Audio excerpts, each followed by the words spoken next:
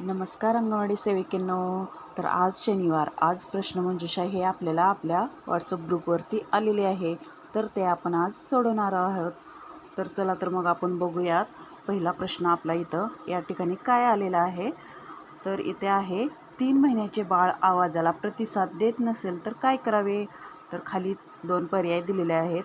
तर दुर्लक्ष करावेसाठी पर्याय 1 दाबा, पुढचे पाऊल उचलावेसाठी पर्याय 2 दाबा. तर आपल्याला इथे दुर्लक्ष करायचे नाही, त्यामुळे याचं उत्तर आहे पर्याय क्रमांक 2, पुढचे पाऊल उचलावेसाठी पर्याय क्रमांक 2 हे बटनावरती क्लिक करायचे आहे. हा झाला पहिला प्रश्न. पहिल्या प्रश्नाचे उत्तर हे बरोबर आहे. तर आता आपण बघणार आहोत दुसरा प्रश्न. DSS तपासणी किती वेळा केली पाहिजे.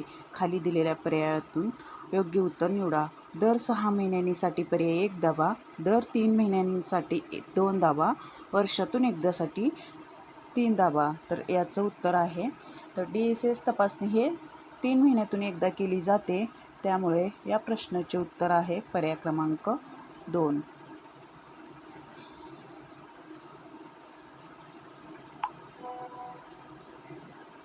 तर इथे आहे तिसरा प्रश्न आपल्याला बघायचा आहे. पिवळा रंग काय दर्शवतो. तर त्वरित संदर्भासाठी पर्याय 1 दाबा, लक्ष देणे आणि पुन्हा तपासणीसाठी पर्याय क्रमांक 2 दाबा, सर्वसामान्य आहे यासाठी पर्याय 3 दाबा. तर याचं उत्तर आहे पर्याय क्रमांक 2, लक्ष देणे आणि पुन्हा तपासणीसाठी पर्याय क्रमांक 2. तर पर्याय क्रमांक 2 या तिसऱ्या प्रश्नाचे उत्तर हे बरोबर आहे.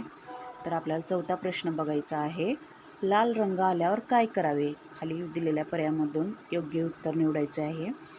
1 महिन्यानंतर पाहणीसाठी पर्याय 1 दाबा, त्वरित कारवाई करण्यासाठी पर्याय 2 दाबा. तर याचे उत्तर आहे पर्याय क्रमांक 2, त्वरित कारवाई करण्यासाठी पर्याय 2 दाबावे. तर आपल्याला लाल रंग हा दर्शवला की आपल्याला त्वरित कारवाई करायची आहे. पर्याय क्रमांक 2 हे बरोबर आहे.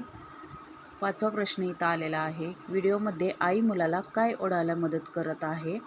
तर खेळण्यासाठी पर्याय 1 दाबा, खुर्चीसाठी पर्याय 2, पुस्तकसाठी पर्याय 3. तर इथे मूल खेळत आहे, त्यामुळे पर्याय क्रमांक 1 या प्रश्नाचे उत्तर आहे.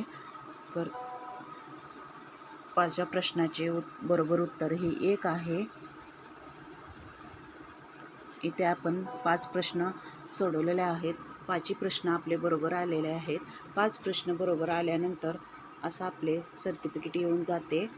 तर आजची प्रश्नमंजुषा समजली असेल तर चॅनलला लाईक आणि सबस्क्राईब नक्की करा. धन्यवाद.